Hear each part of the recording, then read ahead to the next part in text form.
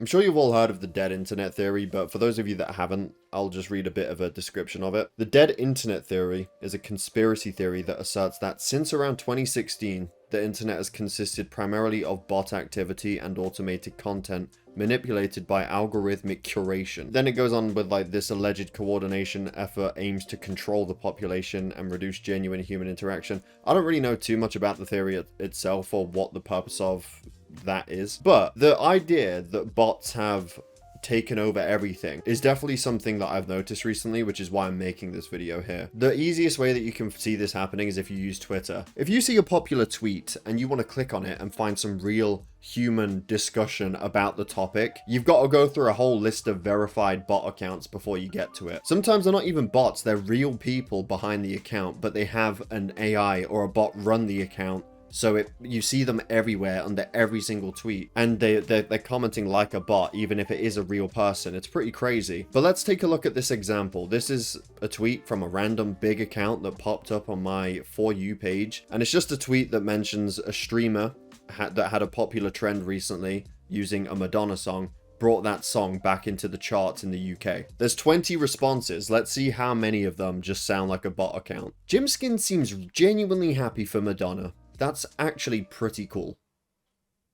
Right, do you want to make it any more obvious that something wrote that for you? Like, some of these accounts are real accounts, I'm sure. They're not just fully botted, but they have an AI run the account. I don't know how it works. I think they just take a tweet, funnel it through this AI, and it shits out a response for them to just copy and paste. Or it does it automatically. Next one. Tomorrow there will be a new viral trend, and everyone will happily forget this track again. Jimskin is truly a legend for this. Madonna being back in the top 20 is absolutely iconic. Imagine accidentally pushing a legend back into the charts.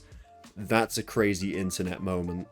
Why have you got quote marks at the end of it? Did you forget to not copy that part? Cool to see Madonna still hitting the charts thanks to internet trends. Icon for a reason. Yeah, the emojis are giving it away, pal. The music notes emoji. Oh man, these people have no idea how to just make themselves look normal, or they just don't care. Madonna getting a random TikTok dance revival 40 years later is the most unintentionally savage proof that her music was always built different. That might just be the worst thing that I have read today. Her music is unintentionally savage and built different, guys. The most AI bullshit ever. And then look at this one. Actually, this one might even be worse. This guy's not even trying to hide it. A streamer accidentally pushing Madonna to number 17 in the UK charts in 2026 is the most unexpected music industry story of the year. Jimskin started a trend and launched a legend back into the charts, and he is sitting there calm about it like it happens every day. A Twitch trend just moved Madonna up the UK charts. The music industry is cucked in the best way possible. Jimskin celebrates Madonna's success, calling her absolutely iconic. I don't know how many of the 20 I just read there, probably about half of them, and every single one of them just had that tweet go through an AI and have a generated response for them. They're not even, no one talks like that, and pretty much any tweet that you see nowadays will have a long list of shit like that before you find any real person talking in the comments. I think this became really bad. It first started when they started paying you for tweets. Because from what I remember, they didn't just pay you from impressions that you got from your own tweets, but also from replies. So if you have a very popular reply to someone else's tweet, you would also get paid for that. And I think that's what started off all these bot accounts or real people botting their tweets so that they appear under every viral tweet ever, just so they get more impressions and get paid for it. Now, correct me if I'm wrong, but I think they did get rid of that feature so that you don't get paid for replies anymore, but it's still happening. Because I guess there's still benefits to doing it for these people, or they wouldn't do it.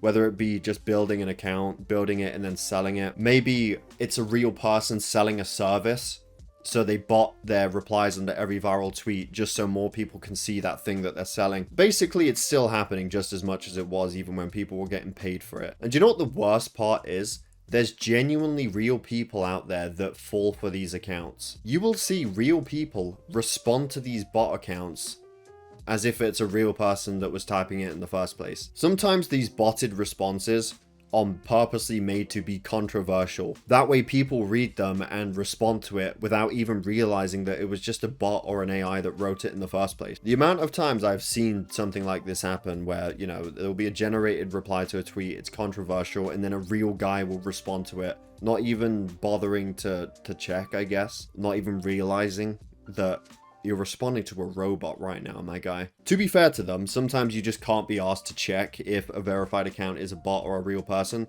Sometimes it's hard to tell at first glance as well, because being verified means nothing anymore. Everyone has it. And if you see a verified account, the chances are it's probably just a robot. Sometimes I'll see one thinking it's a bot, and then it's an actual real person. They're not even botting the replies or anything, it's just a real person with a verified account. So to be fair, it can be hard to see sometimes. Now, like I said, the dead internet theory is that, you know, bots are more common to find now and that human interaction is much more rare to find. I haven't looked at what they think the goal or the objective of doing that is, but like I'm saying, it is absolutely true that you're just going to find more bots now on Twitter than real people.